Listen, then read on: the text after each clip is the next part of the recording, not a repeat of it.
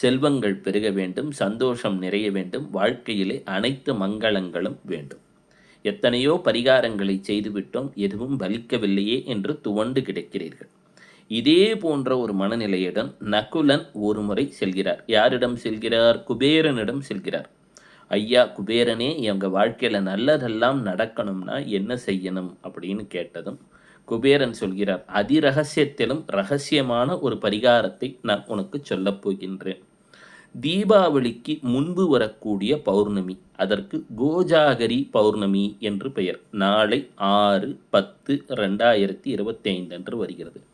அந்த பௌர்ணமி நன்னாளிலே மகாலட்சுமியை ஆலயங்களுக்கு சென்று வழிபட்டாலோ அல்லது கோசாலைகளுக்கு சென்று அங்கே இருக்கக்கூடிய பசுக்களுக்கு நம்மால் இயன்ற ஏதோ ஒரு உதவிகளை செய்தாலோ, அல்லது இல்லத்திலே கூட மகாலட்சுமியின் நாமங்களை 108 அஷ்டோத்திரம் இருக்கும், அல்லது மகாலட்சுமி சார்ந்த ஏதோ ஒரு பாடல்கள் இருக்கும், மனதார வழிபட்டாலோ எப்பேற்பட்ட பொருளாதார சிக்கலாக இருந்தாலும் தீரத் துவங்கிவிடும் என்று ஒரு உன்னதமான ஒரு கருத்தை சொல்கிறார்.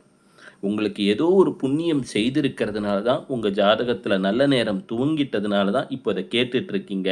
நாளை வழிபாடை செய்ய போகிறீங்க.